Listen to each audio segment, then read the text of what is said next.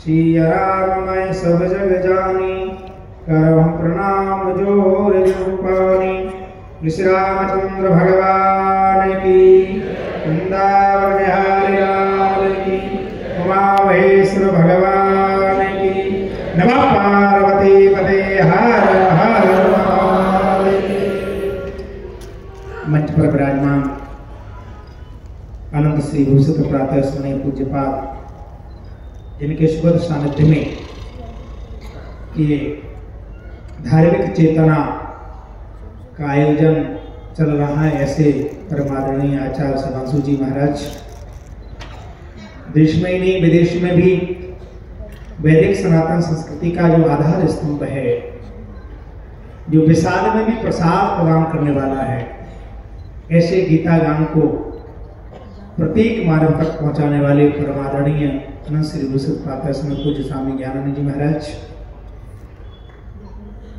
कल की पीठ के पीठाधीश्वर, जो आमोद प्रमोद से युक्त हैं, हर परिस्थिति में समाज का मार्गदर्शन करते हैं, से परम वंदनीय आचार्य प्रमोद कृष्ण जी महाराज, हमारे दिल्ली संत महामंडल के अंतर्राष्ट्रीय अध्यक्ष, जिनका उद्बोधन भी आपने सुना, अखिल भारतीय पंचदशनाम अखाड़ा के राष्ट्रीय प्रवक्ता परमादरणीय पूज्यपाद दूधेश्वर पीठाधीश्वर पूज्य महाराज श्री नारायण जी महाराज, परम वंदनीय श्री धीरेन्द्रपुरी जी महाराज, महामंडलेश्वर शिवचंद्र गिरी जी महाराज, श्री दीनबंधुदास जी महाराज, महामंडलेश्वर हरिदास जी महाराज, ओम प्रकाश गिरी जी महाराज, श्री चंद्र स्वामी जी महाराज, उपस्थित सभी पूज्य संत चरण, आगंतुक महानुभाव बंधु, एक बार श्री राम जय राम जय जय राम, श्री राम जय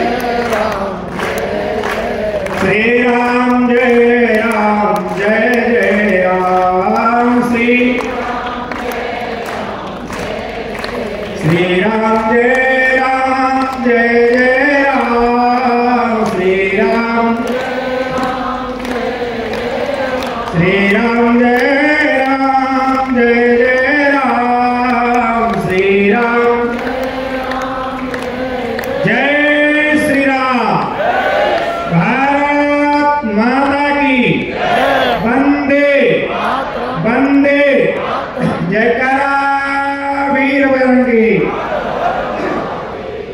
पूज्य महाराज जी के द्वारा अनेक अनेक गुरुकुल का संचालन हो रहा है।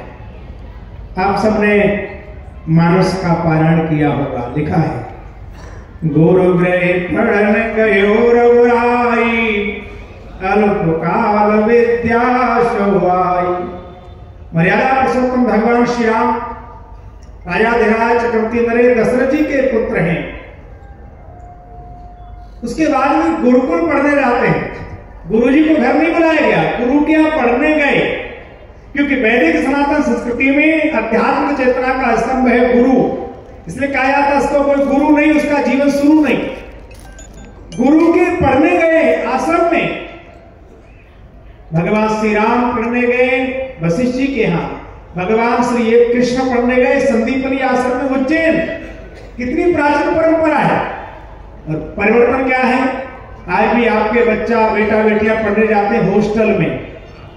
भगवान श्री राम गुरुकुल में पढ़ने गए, गुरुकुल से पढ़कर के वापिस आए तो भगवान श्री राम का आचरण कैसा है, भाव कैसा है। प्रातः काल उठ के रघुनाथा, मात पिता गुरु नाम माता, सुन जननी सोई सुख बड़ भागी, जो पितुमातु चरण अनुरागी। ये है गुरुकुल की परंपरा। गुरुकुल में पढ़ने वाला प्रातः काल पकड़ के माता जी पिताजी को प्रणाम करता है, समुद्र में माताश्री पिताश्री बोलता है। आज के बच्चे पढ़ने जाते तो क्या करते हैं, या हॉस्टल से वापस आते हैं, क्या करेंगे, हाय डैड, यही बोलते हैं ना। कोई बोलता है माताश्री पिताश्री, डैड बोलते हैं। डैड माने क्या है, 100 साल जियो। डैड माने मरा होगा। जन्म देने वाला पिता इसलिए पढ़ाया था क्या, इसलिए कौन भेजा था, कि जिंदा पुत्र को मार दो, डेढ़ बना दिया। जो माँ है 9 महीने उधर में रखती है, भगवान से भी ज्यादा आदर हमारे यहाँ माँ को दिया गया है। बोला जाता है राधा कृष्ण, सीताराम, उमा महेश्वर, ऐसी माँ को पढ़ा लिखा नौजवान जो भारत का भविष्य है, सनातन का भविष्य है, वो क्या बोलता है? Mom, mummy. मैंने सुना ऐसा घर में कोई मर जाता है तो उसके शरीर को एक बक्से में रखा जाता है, बॉडी सूख जाती से मम्मी बोलती। क्या हो गया हमको? हम अपने आने वाली पीढ़ी को क्या देना चाहते हैं? आचार संहिता और यहाँ विराजमान संतों की एक ही चिंता है, क्योंकि भारत का साधु चिंता नहीं करता, चिंतन करता है। परंतु जब धर्म पर, राष्ट्र पर, मानवता पर, समाज पर आपत्ति विपत्ति आती है तो ये साधु समाज साधना छोड़ करके समाज को जागृति करने के लिए निकल पड़ता है। गाध कने मन चिंता व्यापी, बिन हर शरण मरे नहीं काफी। विश्वामित्र जैसा ऋषि दशरथ जी के यहाँ जाकर के झोली फैले देता है, अनुज समेत देहु रघुनाथा। भारत की संस्कृति संकट में है, भारत की परंपरा को समाप्त करने का कुचक्र चला जा रहा है। इसलिए राजन, मुझे संपत्ति नहीं चाहिए, अन्न नहीं चाहिए, वस्त्र नहीं चाहिए, मुझे संतति चाहिए। महाराज दशरथ को कितने बेटे थे? एक था, 2 थे? कितने थे बताओ? कितने थे? 4। 4 में से 2 दे दिए राष्ट्र के लिए, संस्कृति के लिए। पर हिंदुओं, आज यहाँ मंच पर विराजमान साधु संत कहें कि भैया एक बालक अपना आचार्य बना दो, एक को साधु बना दो, तो है ही एक निमूना आपके पास, एक ही तो है, वो भी आपकी बात नहीं मानता। आप कहते हो कुछ करता है कुछ, क्यों? क्योंकि आप अपने बच्चों के पास बैठते नहीं, आप अपने बच्चों को बताते नहीं हो कि भारत की स्वाभिमान क्या है, भारतीयता क्या है, सनातन क्या है, सत्य क्या है, ये बताते नहीं हो। तो कहां सीखोगे? विद्यालय में? क्योंकि आप अंग्रेजी मीडियम में पढ़ाते हो, गुरुकुल में तो पढ़ाओगे नहीं। आपको लगता है गुरुकुल में पढ़ेगा तो फटा जींस कैसे पहनेगा?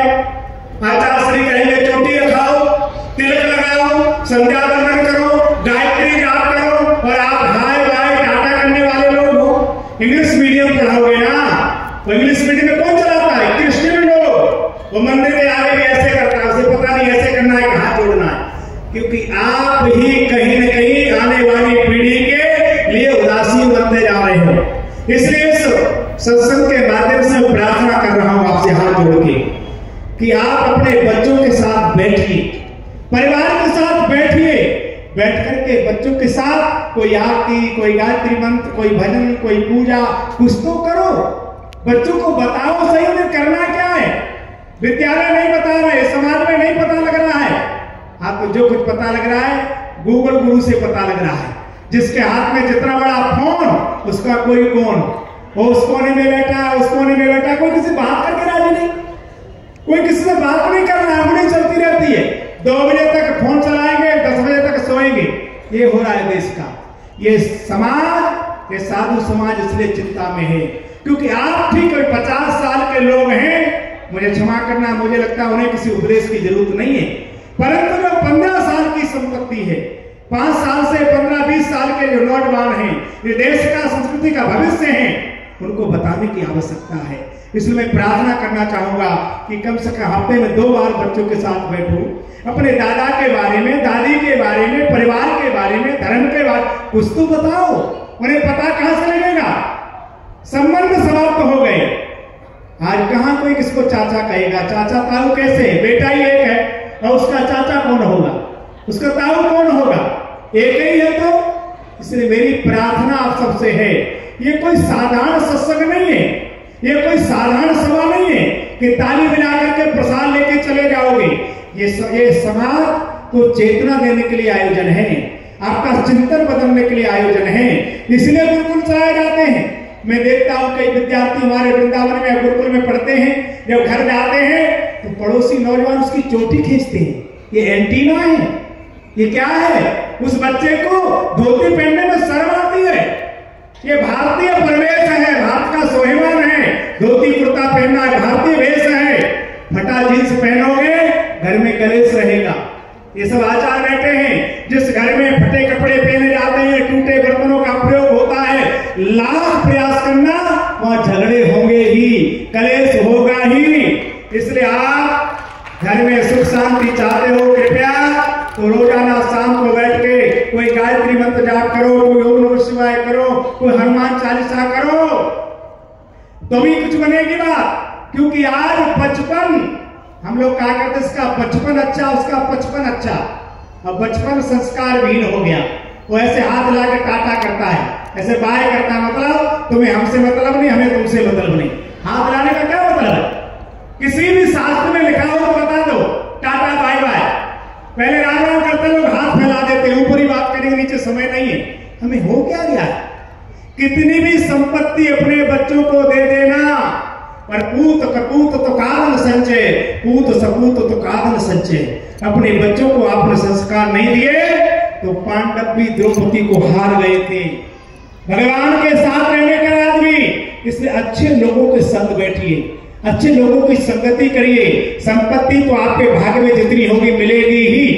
कहे नारद हिमवंत सुन जो बुध लिखा लिलार, देव तनुजन नागमन कौन मेटनहार। आपका सुख दुख सब लिखा हुआ है, पर अच्छे लोगों के साथ बैठोगे तब तो संस्कार अच्छे आएंगे। आप उल्टा सीधा खाने वाले के पास बैठोगे, आज नहीं तो कल खाओगे, परंतु किसी आचार्य के पास बैठोगे, किसी संस्कृत पढ़ने वाले विद्यार्थी के साथ बैठोगे तो पूजा पाठ सीखोगे। ये आयोजन इसलिए है कि आपकी चेतना जागृत हो जाए, आपके जीवन की दानता देने का समाप्त हो, आप देवत्व को प्राप्त हो। मुझे लगता है संतों की और आचार्य की यही पीड़ा है कि आज समाज जाग रहा है। जन्म देने वाले माता पिता से बात करने की फुर्सत नहीं है।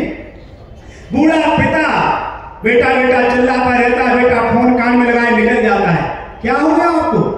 दादा दादी के पास बैठने की फुर्सत नहीं है। जिसने अपना पूरा जीवन लगा दिया, जिसने आपको जन्म दिया, आपको पढ़ाया लिखाया, किसी योग्य बनाया, तो भगवान क्या कहते हैं? सुन जननी सोई सुत बड़ भागी, जो पितु मात चरण अनुरागी।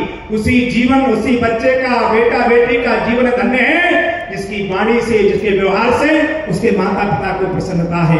बूढ़े माता पिता के आंख में आंसू है, मुझे माफ करना, लाख गंगा नहाओ, लाख यज्ञ कर लो, कोई गंगा पवित्र नहीं कर पाएगी यदि बूढ़े माता पिता के आंख में आंसू है।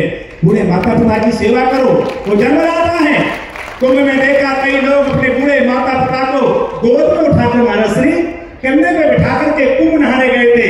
धन्य है ऐसी संतान। हम आज भी सूर्य कुमार को याद करते हैं, आज भी भगवान श्री राम को याद करते हैं। इसलिए मैं आपसे प्रार्थना कर रहा हूं कि आज से जाने के बाद आप चिंतन करिए कि जीवन में आज तक हमने जो कुछ किया है, क्या हम उससे संतुष्ट हैं? क्या हम मानव कहलाने योग्य हैं? क्या माता पिता का दायित्व हमने पूरा किया है? समाज के प्रति, राष्ट्र के प्रति, संगठन के प्रति हमारा दायित्व क्या हमने पूरा किया है?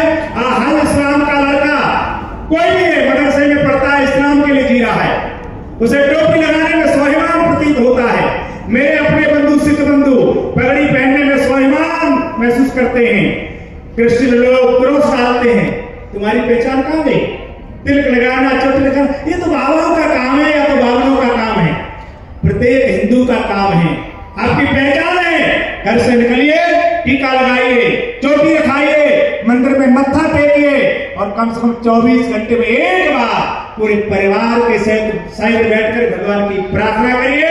आपके जीवन में कोई कष्ट नहीं आएगा, कोई परेशानी नहीं आएगी, और आएगी तो पूरा परिवार एक साथ होकर के उसे सहन कर लेगा। ऐसी मैं कामना करता हूँ, यहाँ से एक नई चेतना, नई जागृति ले जाओगे। और पुनः प्रार्थना कर रहा हूँ, बच्चों का नाम लेकिन टिक्कू रखना बंद करो। भगवान के नाम पे, महापुरुषों के नाम पे रखो नाम, वो आपका भविष्य है। बच्चों के जन्मदिन पर मोमबत्तियां मत बजाओ, दीप जलाओ। इसलिए प्रकाश हो, ज्ञान हो, जागृति हो, तो देश का भविष्य उज्जवल होगा। पूरे मानवता को भारत उन्हें विश्व गुरु बन करके अध्यात्म चेतना प्रदान करेगा। यही चेतना यहाँ से प्राप्त करने के लिए आप आए हैं और आचार्य श्री ने इसी के लिए आयोजन किया है। धन्यवाद। जय श्री राम, जय भारत।